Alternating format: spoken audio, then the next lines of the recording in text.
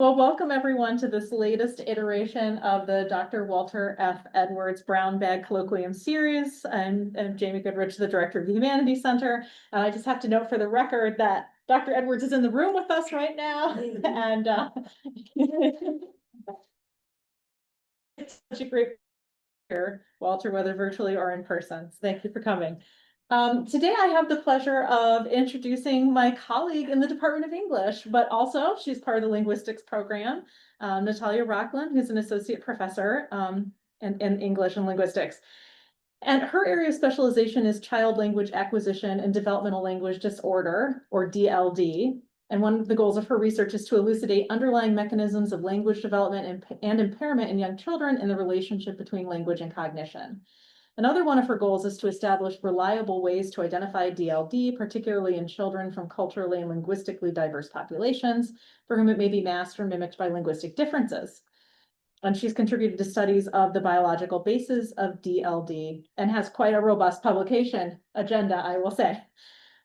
This work resulted in identification of several DLD risk genes, and more specifically linking the genes to certain properties of intracortical language network. She's also interested in the role of early environment, particularly early deprivation in children's language and cognitive development.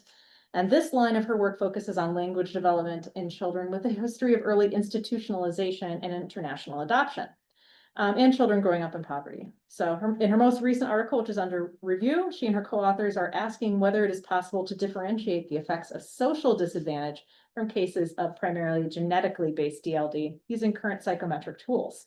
And today, the topic of her talk is Outside In. What can we learn about human emotions from children's acquisition of emotion lexicon? Let her take it away. Thank you so much. Thank you, Jamie, for the introduction. And thank you, everybody, for being here. Can you hear me well? I tend to speak softly, so if you can't hear me, just let me know. Yes, so everything that you just listed has nothing to do with what I'm going to be talking about today. But it does, so you mentioned that I'm interested in the relationship between language and cognition, and emotion turns out to be very cognitive. And so this line of work is, I think, relates to the overall issue of whole language, in what ways language and cognition and emotion are related. It's a very ambitious, so the title it contains a very ambitious question, because it implies that we can learn something about human emotions by looking at patterns of children's acquisition of language or emotional lexicon in particular in this case. And some of you might think, well, maybe we can learn nothing, but I hope that I will try to convince you that we can learn something, and there are some important insights that can be gained about this very complex. There are hundreds and hundreds of papers written on this topic, trying to understand what human emotions are. And despite of it's a whole industry. There are journals devoted just to that. Despite of that, there is still no consensus in the literature about what emotions are and how to define them. And there are various definitions, and one definition that I saw, for example, says that emotions are internal states, which doesn't seem very helpful to me. It's a very broad definition. Some other definitions try to refine it a little bit by pointing out that emotions are dynamic, they change, they're short-lived, they're not stable. So we feel something all the time, but we don't always experience something that can be characterized as an emotion. So it's a really complicated question just to pin it down what emotions are, let alone to decide what categories of emotions are fundamental and universal that all humans experience regardless of their culture. And so before I tell you about the study that we did, I want to acknowledge my collaborator, Professor Nan Lee, who's an expert in statistical methods of behavioral data analysis. And so without his contribution, this work would not have been possible. We've collaborated on several papers. And so this is our latest collaboration, and it's a paper that we're currently revising for the journal cognitive science, so hopefully it can be published relatively soon. And I also want to acknowledge a former student of mine, Dr. Jinhan Yu, who is an alumna of our program, linguistics program, and also she has a PhD from communication sciences and disorders from Wayne State, and I was her PhD advisor. And at the early stages of this work, we spent a lot of time discussing these ideas. To begin, I want to present an overarching question that this research ultimately aims to contribute to. It's something that's debated in the literature on emotions, namely whether emotions can be called natural, can be considered natural kinds. Categories that reflect divisions in the natural world that are somehow biologically real. Discrete universal categories, which would imply that they're innate and culture-free. We don't have to learn anything about them. We're just born pre-wired to experience these categories. Alternatively, some people argued that emotions are, to a very large extent, social constructions. They're products of our experience, in our individual experience, experiences embedded in our culture. And so all of these shape what we feel into culture-specific forms that then we understand as emotional concepts or emotions. And more specifically, these two views, so the first of these two views that posits that emotions are natural kinds is the classic view. It goes by the name universal basic emotions, and I abbreviate it as UBE. So universal basic emotions, it's a long-standing way to view emotions. It goes back to Charles Darwin, who expressed, perhaps without using that label, but he basically expressed this view in his third book, The Expression of Emotions in Man and Animals. So since that time, the dawn in psychology, it permeates pop culture and our institutions, how emotions are understood. For example, famously, Disney animated film Inside Out basically tells a story. So in this movie, a story is about a girl, the main character, whose brain is inhabited by 5 little people. Each one is a distinct emotion. They sit at the control panel and they compete with each other for the control of her brain and behavior. And so you can see them represented, they're each color-coded. So the yellow character is joy, and then the blue one is sadness, the purple one is fear, the green one is disgust, and the red one is anger. So they become smaller and bigger depending on how much they have of the girl's brain.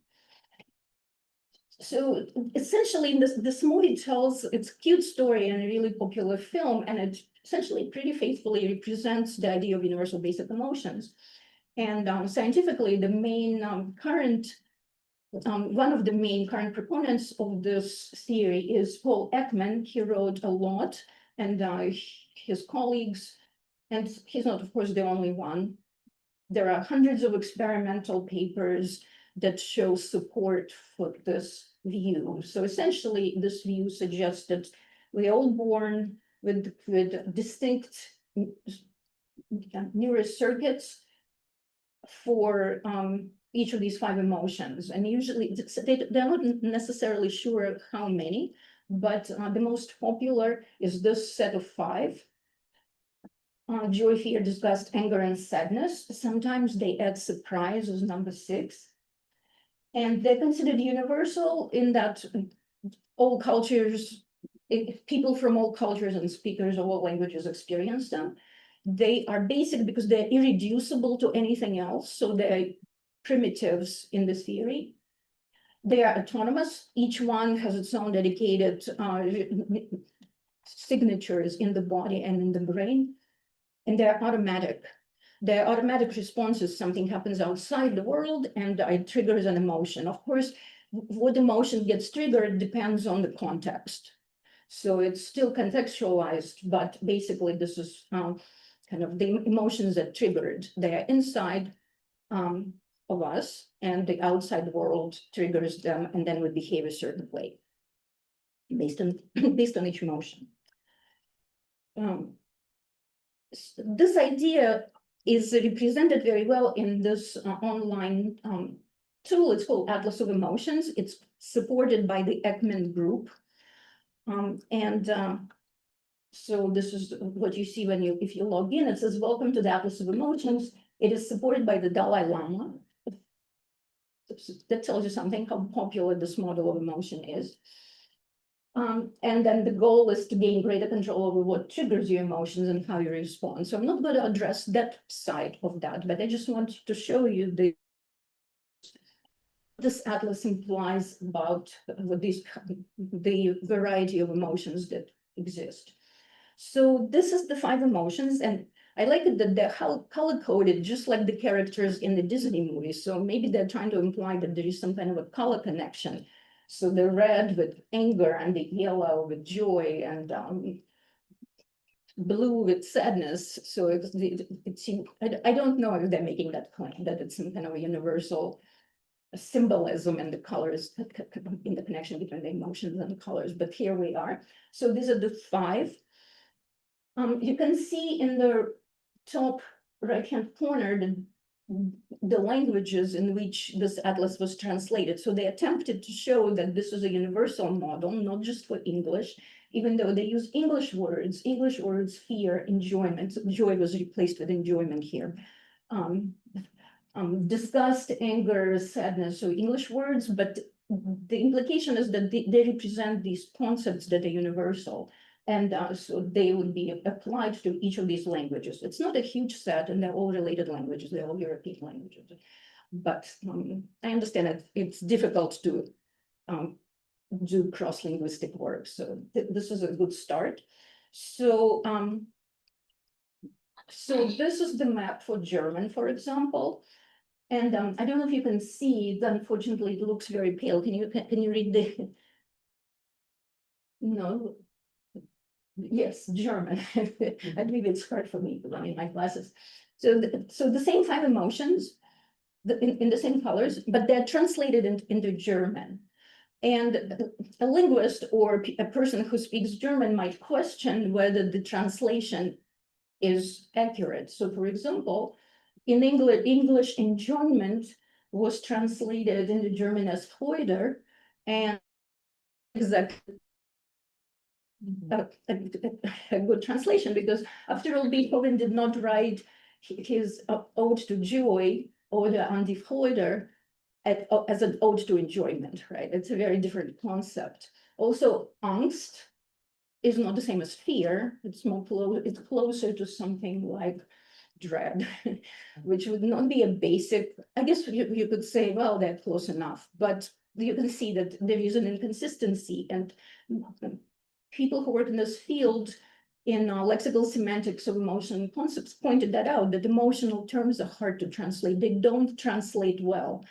So the closest basic term from English to German actually changes the concept a little bit. So what the concept is, well, we assume that the English word captures this primitive, basic underlying concept, but it's an English word. Right? So it's a bit of an Anglo-centric view to assume that maybe somebody who, if this was created by German speakers or speakers of some other language like Hmong, would come up with a different set of basic emotions. And it would translate them into English using perhaps different terms.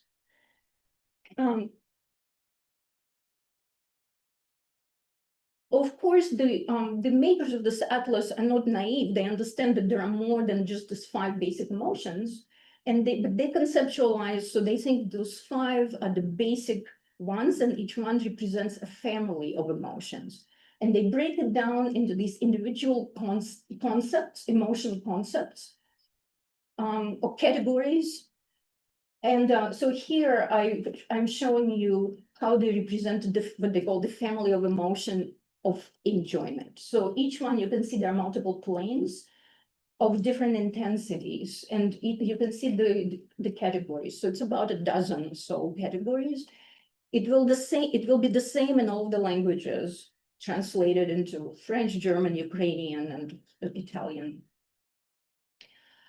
Let's see, right, so it kind of ranges from something like sensory pleasure, which is kind of on the lower spectrum of intensity, from the lower to the mid range. And then it ends with ecstasy, which is the highest. I noticed that there are other language, non-English words that are found there, like Schadenfreude or Nachas. Yeah, yeah. Excellent So- point. I was going to bring that up. Oh. So, maybe let's go back. Because this is, so they assume that these categories are kind of subcategories of enjoyment. And they also assume that they're universal, and they acknowledge that English lacks vocabulary to name some of them, but they believe that because they have to be represented, we need to use German Schadenfreude. So subtype of joy. Yeah, we can all relate to that sometimes, unfortunately, it's not the pleasant part of human nature, but we might get happy when something bad happens to people we don't like. Naches is a term from Yiddish. It's a type of pride, so you see that it's kind of next to pride, and it's specific concept pride of one's offspring, actually. Also kind of common feeling across all cultures, we feel proud of our children, grandchildren, relatives. And then there is actually a third pride type, fiero, which is from Italian. I think Spanish also has it. It's kind of a more, it's pride. Anybody? It's something like being proud of one's accomplishment. It's kind of a more fierce type of pride, and somehow has something to do with one's accomplishment. So they recognize that there are three types of pride. Let's see. So this is how so each one is a separate category. It's not just different intensity levels. So it's not just enjoyment of different intensity. Each one is a slightly different concept, right? So for example, they define rejoicing as a warm, uplifting feeling that people experience when they see acts of human goodness. And you can see the range of it. It can be quite low intensity all the way to quite high intensity. We can have rejoicing of different intensities. And then, for example, this is amusement, light and playful feeling of enjoyment and good fortune. It occupies the same intensity space, right? So the same range of different intensities that can be for rejoicing and amusement. And then ecstasy is at the very top. It can only be very intense by nature of the concept. And it's rapturous delight and a state of great. So they recognize that there are gaps in the English vocabulary, but they claim that, so these are the categories we need to capture all types of enjoyment that would be universal. Sometimes we might need to borrow their vocabulary. Maybe we don't have a word, but we still acknowledge this is an emotion that all humans would experience. And so to demonstrate it, so this is a French version of that. It looks exactly the same. It's just translation as best as they could. Ecstasy on top, sensory pleasure at the bottom, and then there's also rejoicing and peace and amusement and pride, and also Yiddish Nachas and German Schadenfreude. So that's a very strong statement about the set of emotions. So these are the ones, they're universal. And we don't need the language to understand, to feel the pride for our children, right? We don't have to have a concept, and we can feel joy when something bad happens to our enemies. We don't need to have a word, but we still experience that emotion. So this model has been very popular. But it also has been criticized, and I already mentioned that hundreds of studies have been published to show the validity or in support of this model, but also hundreds of other studies have found evidence against it. And so, for example, there is a burgeoning literature that shows cross-linguistic differences in emotional experiences. People do not experience emotions the same in every culture. People do not express emotions on their faces and in their voices the same way across cultures. So it's not really this universal, the statement that we can universally recognize the emotions in members of any culture is not correct. There is an in-group advantage and out-group disadvantage of recognizing it in the face prosodically and on the face. Even at the brain level, neural correlates of emotional experiences are modulated by our culture. It was also criticized by saying why these 5 and not others that can be also maybe considered to be basic and universal. For example, shame, boredom, you could probably say love, several others. Another criticism is that some of these 5 may not be emotions.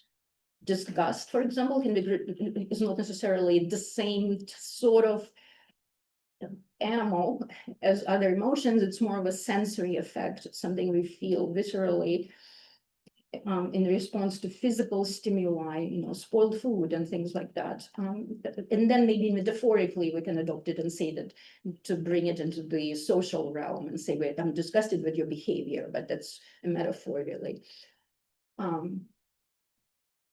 Fear is another one that may not be of the same type of concept as others, because it might be something more primal, something we share with animals, much more so than other types of emotions like anger and rejoicing, things like that. And of course, the criticism that I'm going to focus on the most here in the next few minutes is that this characterization of emotion severely kind of underestimates how cross-linguistic differences in emotional concepts. There are a lot more types of enjoyment and fear and anger and all the other various types of emotions in other languages, how they're conceptualized, and how many of these categories exist in each language and culture. So I will talk about that next for a slide.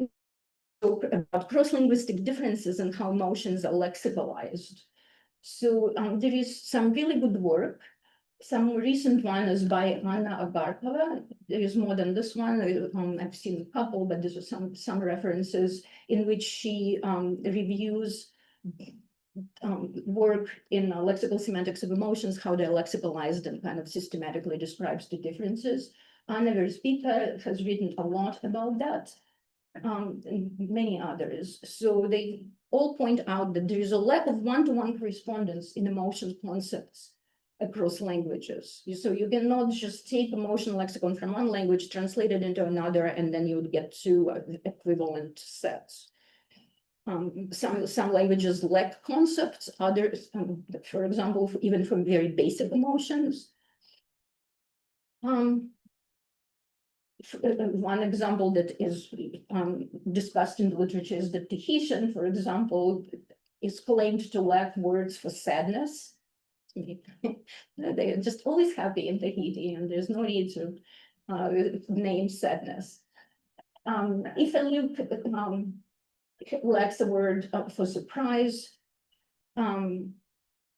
Here is this is from Agarkova's chapter, a little piece of a table that shows languages, a few languages that don't seem to have any words for anger. So in square brackets, they're providing words that come maybe closest to the concept of anger. And so something like wish evil that would be translated as hate or vengefulness, but nothing that corresponds to anger. So there are these lacunae, kind of gaps in the lexicons of some cultures and languages for certain concepts that we consider basic if we start from English. On the other hand, there is work that shows that some cultures differentiate emotions greatly. So this is a famous one, even though it comes from a really old paper, very old small paper by Morris, who did field work with Pintupi people in Australia. So it's an Australian Aboriginal language. And he described how differentiated their vocabularies are for fear and anxiety. He combines it into one, and then separately, I didn't have room for it on the slide, but also separately for depression and sadness. So many concepts. I just as an example to see that what types of fear they differentiate. Just take a look. And if you want to learn more, and you can read it in Morris's paper. So these people understand very subtle distinctions in fear and anxiety and sadness and depression. And how many of these should be considered universal and be represented in that atlas. Now, also, this is a really fun area to look at. Cultures have, not just some cultures differentiate a lot, but some cultures create really complex emotion concepts. So they would not be basic because they really, they combine multiple concepts, lexicalized, kind of packaged in a single word. So if I look, it's a Austronesian language spoken on a small Pacific island in the South Pacific. It's famous because it has this word fago, and Catherine Lutz, in her book Unnatural Emotions, described that. She wrote a whole book that there are cultures that seem to create concepts that would seem to be unnatural. They would combine things into one term that should not be combinable. So this fago combines sadness and compassion and love. So something negative with something that we would consider positive. So there is no word like that in English. Samoan has this word that means Loto Mama. And of course, I don't know how to pronounce any of these words, but it means something like socially approved feeling of happy passivity and willingness to agree with the desires of others. So it can be translated into English, but can we truly relate to that as an emotion? Luganda has a word that combines to get angry and to get sad, and that's actually quite common to lexicalize anger and sadness together in one term. So it doesn't seem to have a distinction between the two. And the last one, I just put it for fun because it's my favorite word. I think it gets the prize, the Guinness prize for expressing the most complex concept in a single word. And sadly, it's from a language that just became extinct. Cristina Calderon was the last speaker that just passed away a couple of years. And so there are no more speakers of that language, and the beautiful language. So they have a word that describes a look that without words is shared by two people who want to initiate something, but neither will start. So it's some emotion is being expressed in a very complex way. So in a single word, but a very complex emotion. So to say that, well, so there is quite a lot of variation, right, in how emotions are lexicalized. Okay, I'll do one more. And this data comes from and I'm very grateful for that. It's really beautiful. It shows that how different emotions are conceptualized. So if you think of them as conceptual metaphors in the Western cultures, and it's not just in Western, in many cultures, emotions are thought of as residing in the heart, right? We have expressions, brokenhearted, or you make my heart sing if you are happy. So it's the heart is where the emotions are. But in Hmong and a few other languages, apparently, emotions are in the liver. And it's so you can see how the words for happy is good liver or sufficient liver, and for sad it's broken liver or a small liver. And then there is no separate word for angry, but there is a way to say something like that combines anger and sadness into one, which is upset and angry liver. And another one for fallen liver. Yeah, in English we would say my heart sank, right? The heart sinking, and in Hmong it's the liver sinking, and when you're scared.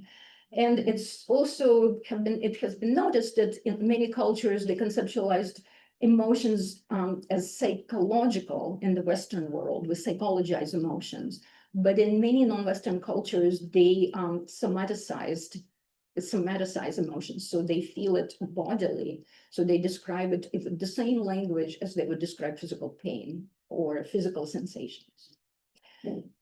Okay, so I just showed that there is a lot of variability that Atlas brushes aside. And because of all of this criticism and all of this information, there is an alternative view that has been gaining steam, actually. It's called constructed emotions. And the main proponent of that is Lisa Feldman Barrett. She is one of the most cited academics in any field. Well, because she writes about emotions, and people are very interested in emotions. And she's very critical of Ekman. So I don't know how they, like, if they see each other at conferences, how they deal, because yes, they are the two kind of main opponents. They expressed these very different ideas of what emotions are. And of course, there are more people. She's not the only one, but working in that model. So according to these, emotions are not innate, they're not discrete, they're not universal, and they're not triggered. They're constructed. We construct them every time we feel something, and they're constructed from more basic ingredients. So at least these two ingredients, the core effect, because of course we feel something at the physical biological level. It's this preconceptual continuous neurophysiological states that we experience all the time. Sometimes we don't, we're not consciously aware of what it is that we feel, but we always feel something when we're awake. And so that's presumably that part, I put that myself, that it's universal. I don't know if that's the claim, but it seems to me that at that level, we could probably have better luck showing universality. And every culture talks about how people feel. It's just not every culture even has the word emotion. And then the second ingredient is this conceptual notion, conceptual knowledge of emotions that are encoded in the language, and it's culture specific. And when we talk about emotions, it combines what we feel in kind of in our gut or our liver or in our heart, that's shaped through the lens of these culture-specific concepts, and affects how we experience emotions, how we recognize them on faces, etc. And even how our brain responds to emotional stimuli.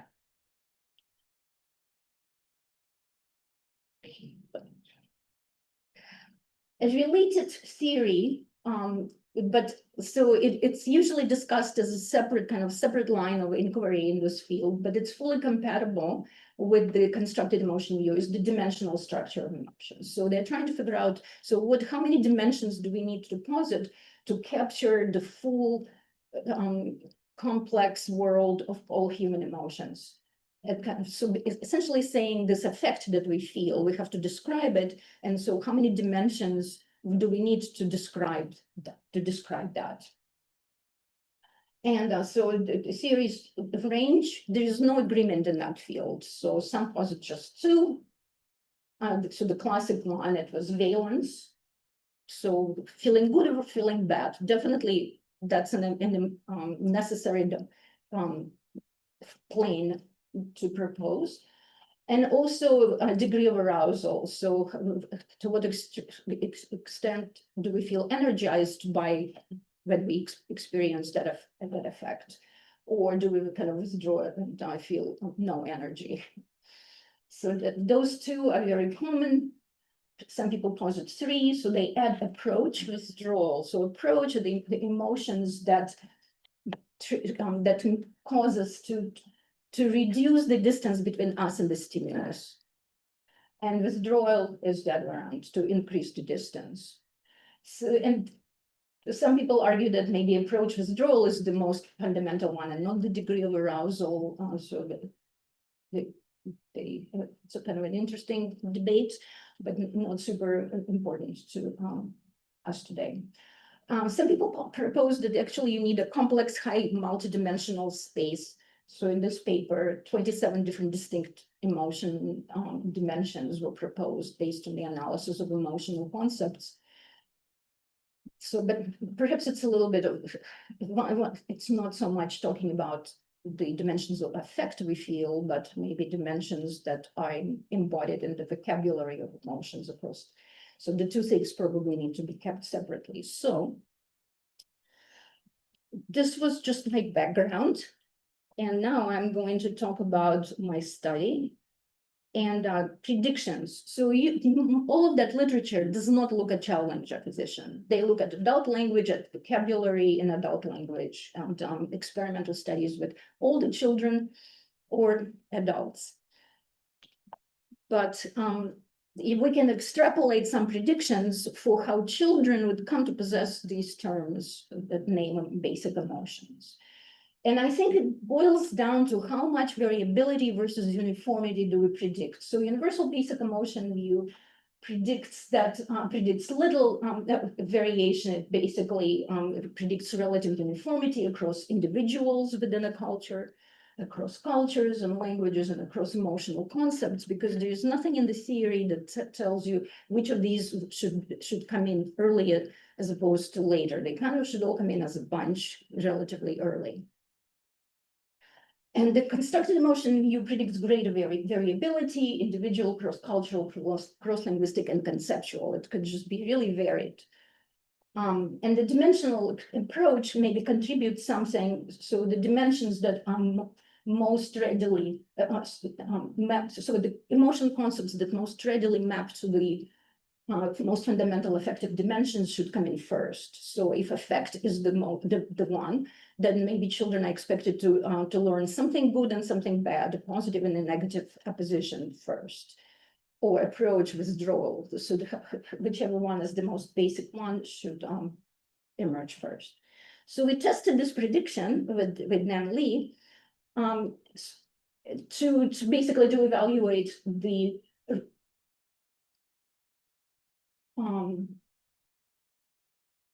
extent of cross-linguistic variation and to identify any of the common patterns that can be discerned in the acquisition of basic emotion vocabulary. We looked at three.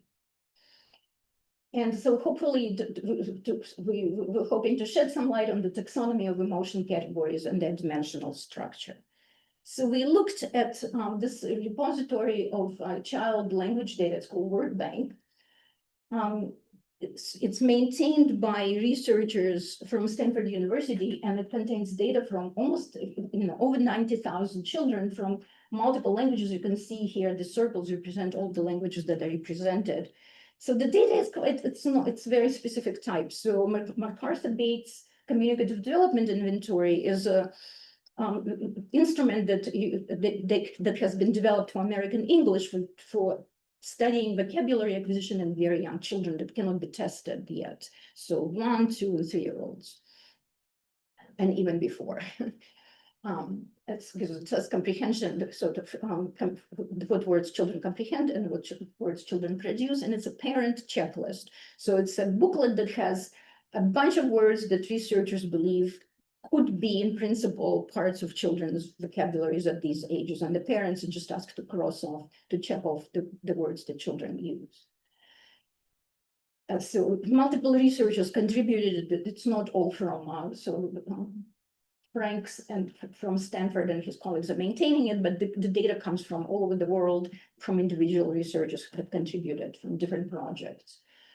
So what we did, we downloaded, it's available for anybody to download. I use it in my classes to teach in my child language acquisition class, for example, to do various exercises. And so we used it for this project. We downloaded production data. So words that parents think their children are using. We picked the range of 16 to 30 months because we could get the biggest data coverage from more languages and more children, focusing on this age range. And we looked at what they call cross-linguistic item trajectories. Cross-linguistic item trajectories. So it shows, the data shows what percentage of children at each age use each of the emotion words. That's item trajectories for each language separately.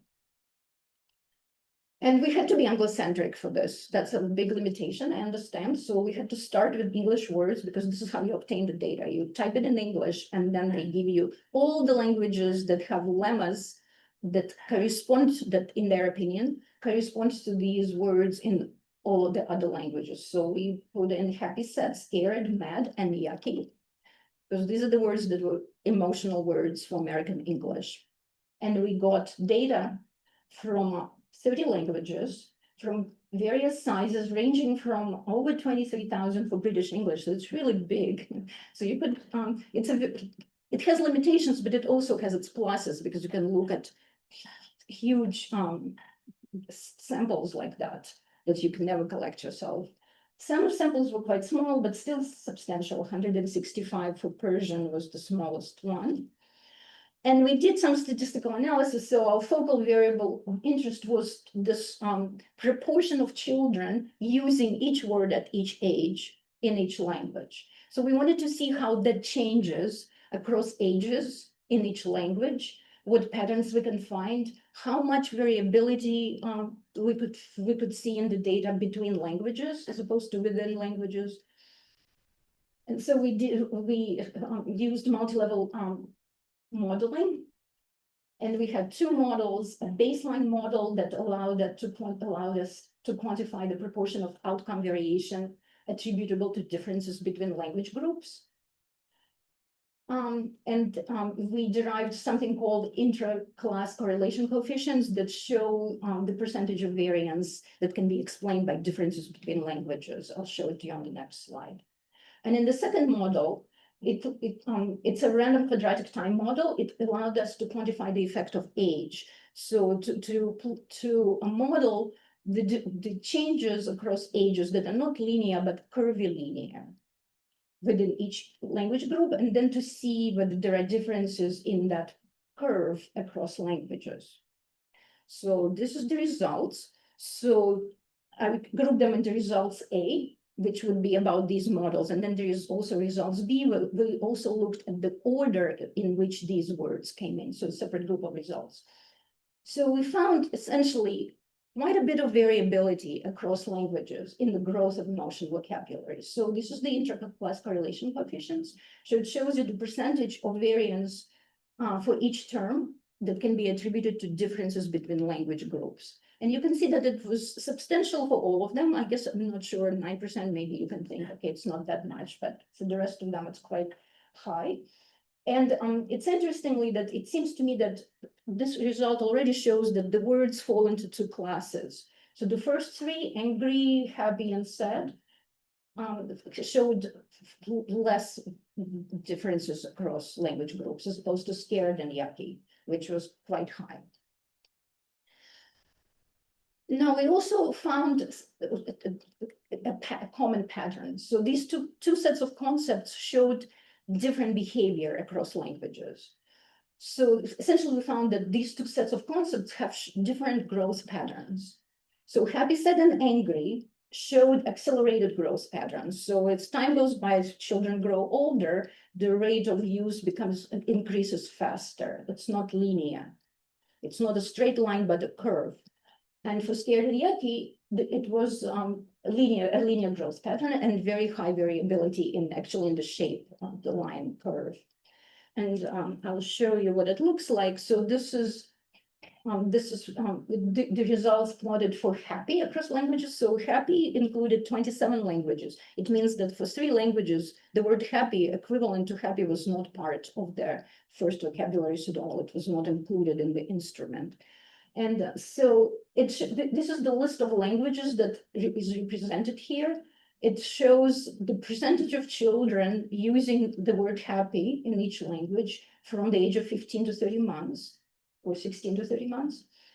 And so there are 2 statistics here. So the fixed effect of the quadratic age slope is significant.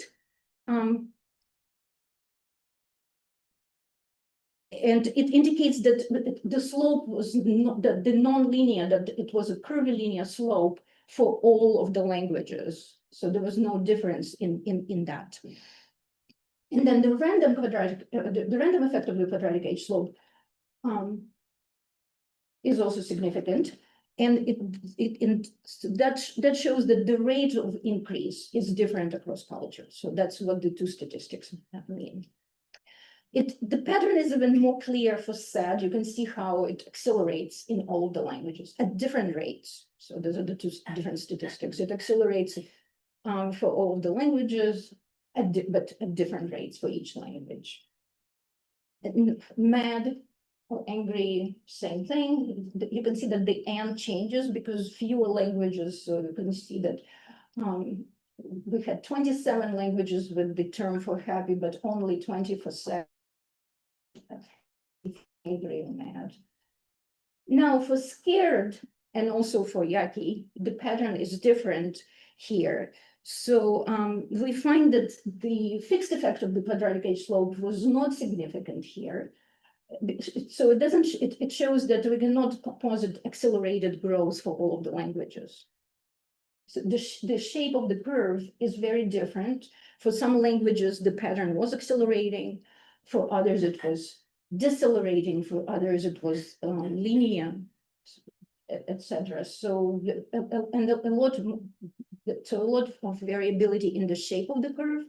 And then the random effect was still significant. So it shows that the rate of change across languages was also different, not just the shape of the curve, but the rate of change.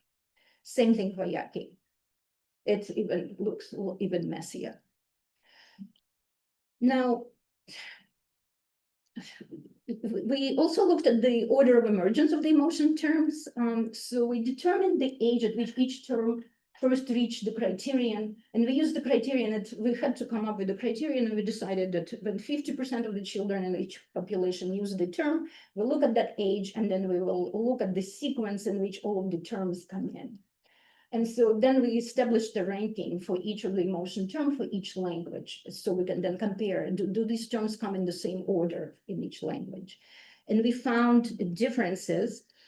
When I presented this, I just recently presented this at in the UK at the conference on child language, and there was a French researcher who got really angry with me and she challenged me on that because it shows that there are languages, but also across cultures. So speakers of Quebecois French and European French are very different. So in Quebec, toddlers use all 5 emotion terms, so 50% of all toddlers before the age of 28 months. However, in European French, none of the words reach the criterion. So it seems, so what it implies about the two cultures, something, I think. And also, if you look at American English, so the data, I forgot to mention, it represents different languages, but you can see language varieties. So it had different two varieties of French, it has 3 varieties of English, and you can see differences. So American English, all 5 emotion terms reached the criterion by 30 months, but for British English, it was only 3 words. And there is no angry at all, even in the British instrument. So the word angry, so they don't use the word mad, but angry is not in this data set. So Natalia, I don't want to interrupt, but we have about 10 minutes left. I want to make All sure we right. have time for Q&A. yes, okay, well, can I have 1 minute? Okay, go ahead. Okay, because I always run out of time when it comes to the time to say the crucial conclusions. So we noticed that, so it's of course complicated to discern any patterns of that, except, okay, it's varied, right? It's varied. But if you look at languages in which children did not have all 5 words, but only 1 by the age of 30 months, that word tended to be happy. So if in less emotional, I call them less emotion in air quotes, languages, happy is the first language. And if you look at languages that have 2 terms, so children use 2 emotional terms by the age of 30 months, they have a happy plus any one of the negative ones, sad, scared, or yucky. So I think that's kind of important. So so the conclusions that we can that I think that can be drawn is that, first of all, there is a substantial cross-linguistic and cross-cultural variability in the emergence of the emotional lexicon, which is more in line with the constructed emotion view than in the basic emotion view. I think we found that the concepts of emotion actually do form two distinct classes. Scared and yucky behave differently than happy, angry, and sad. And I think so the scared and yucky are responses to physical threats, to poisons and physical danger. That's different than happy, angry, and sad, which is kind of emotions we experience when we navigate the social world, response to people. And we also, happy was early, and also angry. Somehow it kind of got lost, I think, in my slides. So angry was earlier than sad. So for the social emotions, the approach emotions come first, and then the withdrawal ones, sad is when we withdraw. Both happy and angry are positive and negative, but they approach, right? They approach, approaching those who make us feel that way. And so they emerge first. And so it seems like valence is the very first dimension that is represented in children's vocabulary. And then the approach withdrawal dimension emerges as the second important domain. Okay, so I think this is it. So I have some selected references, and thank you very much for listening to me. So we have a few minutes left, and I want to invite questions from those online in the Zoom room or those here in the physical room. Oh, Alina, she's got her hand right up. Alina, go ahead. Thank you so much for this thought-provoking, wonderful talk, Natalia. I had a question about the data bank that you looked at. So are these monolingual children that they looked at? Because I think in a multilingual person, you can really see how that range of emotions is expressed so differently across languages. And yes, these are toddlers, they are very small, but some kids really grow up with 3 or 4 different languages. And I was just wondering if there was any research done on that. Yeah, you can, most of the data in that bank come from monolingual children, and you can select specifically. So we selected monolingual children. Yes, I think you're absolutely right that if you introduce multilingualism into the mix, it becomes so much more complex. Yeah, I just think that, it's very interesting theory. So you're born with certain things just wired in that are linked to sensations and reactions, right? But as soon as you acquire language, there is a cultural component to it. And of course, we have gestures, we have pre-linguistic language, cries and shouts and things like that. And then we have language. But as an adult, I find myself that I find that my emotions are they're layered. And there is so much intertext, like when you say something like fear, right? So there is the emotion, but then immediately what's layered on that is all the books I have read that have used that word. And depending on the language in which I read the text, that will evoke a certain emotion. Yeah, I think I agree with you. I absolutely agree with you. So we are born to be able to feel certain things and respond a certain way to certain stimuli. Death of a loved one would be experienced similar across cultures. But what we call it, I think what got to be called emotion is something much more complex and much more nuanced. And so the lens of the culture and the language is there for us to kind of shape what we feel into these more conceptual categories. I see Jeff has a question online. Hi, Jeff. Hi, Jeff. You're muted, Jeff. Sorry, cannot hear you. Thank you. Okay, it even told me I was muted. Just a few brief comments about one tiny thing, which is the British. You looked at British English. Did you use the word angry? So we tried. So when we downloaded, so the way it works, you download the data from the from their website, and you have to tell them it's called cross-cultural, cross-linguistic trajectories. You have to tell them what terms you're looking for. And yes, we tried both angry and mad, because American English instrument for young children uses mad, and that was not available for British English, but angry was also not available. So they just don't have either of those words. No, they actually use the word cross. Cross. Okay, Yes. well, thank you. I will check if maybe cross, you're right. I Maybe have cross British was there. relatives and they always say, you know, I'm very cross with you. We probably would have had it anyway, because it sort of would consider it, they call it a unilemma, so the concept that corresponds to English angry, and it would have been included in our data set, but I will double check specifically for cross. Thank you. The other thing is just it's interesting how many metaphors are based on physiological things. As you know, we're just finished with Yom Kippur, and one of the prayers that is said very often describes God as having long nostrils, which means patient. Patient. Yeah, it's a lovely metaphor, and it occurs in many this prayer that's said very, very often. So erech apayim means long nostrils. Thank you. Yeah, that's really great. Liliana, do you have a question? Yes, hi. I thank you for your very interesting talk. I'm glad you're working on this. I'm kind of struck at just the amount of different words, even in English, and overlaps. And so initially you talked about joy, but then later you switched to happy. Joyful versus happy, not exactly the same. And then there is, you never mentioned jealousy, envy, which seem to be, I don't know, maybe basic, maybe not, but they certainly have to do with this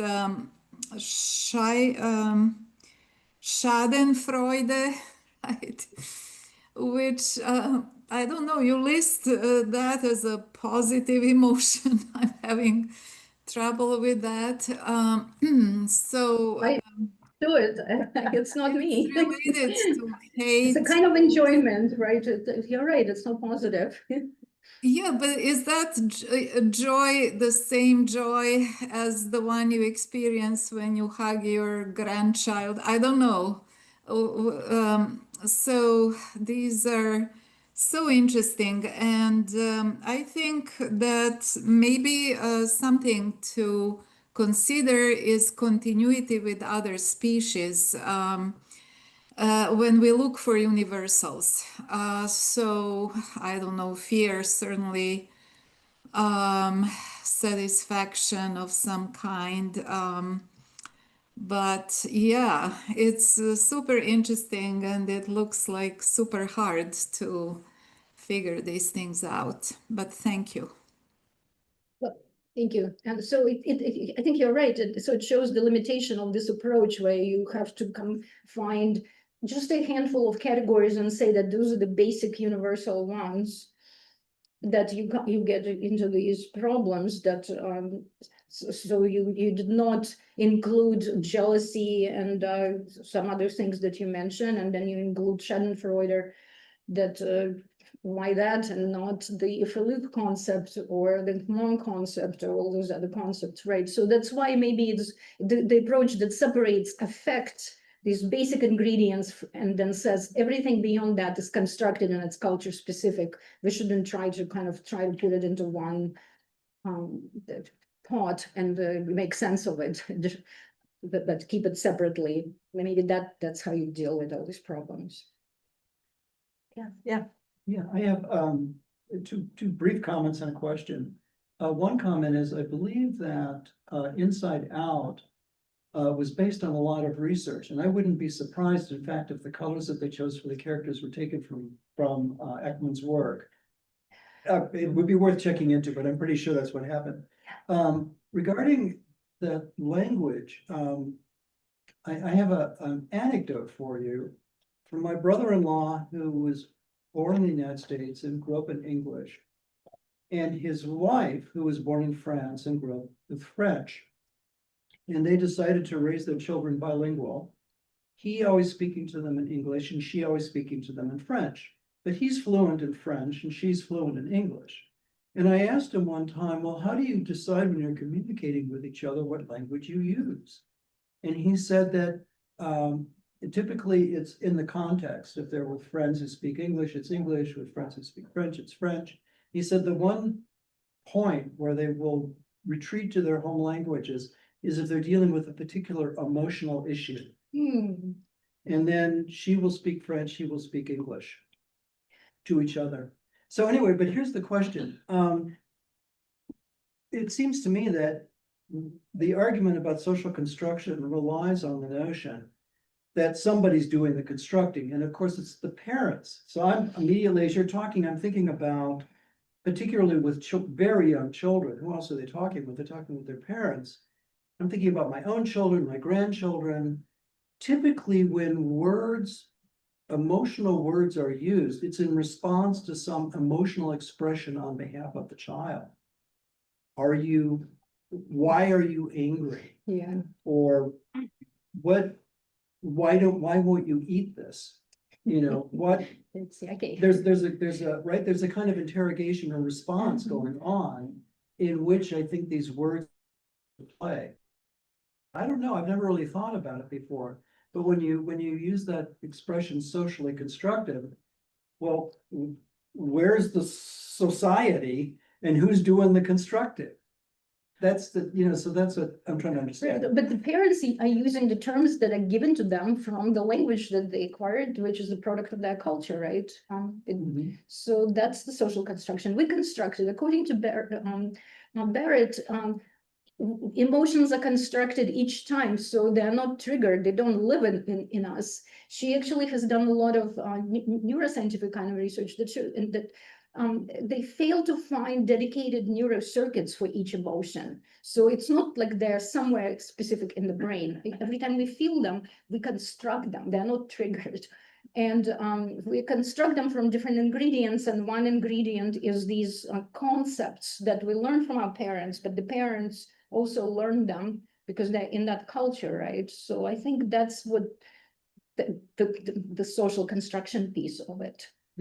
So speakers of English have these terms to look through when they process how they feel, and speakers of other languages have other concepts that they've learned, and that influences their experiences of emotion. Thank you. I'll ask a question if no one else. Yeah, Has- last question. Last question, Martha, to you. This study, to me, was reminiscent of color term studies. And the difference between positing a basic set of colors or talking about a contrast between dark and light, out of which all of the colors grow. Have you thought about those similarities between the two types of studies? Yes, I actually was thinking about that study when I was looking at the order. That's why I wanted to look at the order of emergence of these terms and to see if I could find some kind of a pattern like Berlin and Kay, right? That's the one to say, oh, all children start out with, like all languages start out with just two colors, which is black and white, and then they add the next one. And I wanted to say something like that. And maybe it didn't pan out like that, but happy being the first one, if you only know one, it will be happy. I think we did find that, and then you add something negative, and perhaps children do not differentiate sad and angry. And then later they learn a new term and they learn to differentiate the two. And so maybe there is something kind of like that going on. But I don't know if I answered your question. But yeah, unfortunately, I couldn't draw a nice diagram and say these are the first two in all languages, and then you add the next one. Yeah, it didn't work out like that because yeah, it's just really variable. That's the main finding. If only research worked out that way, right? You could get that nice pat answer. But that's what made this so interesting. Thank you, Natalia. This is a wonderful talk. Thank you so much. Super. Thank you.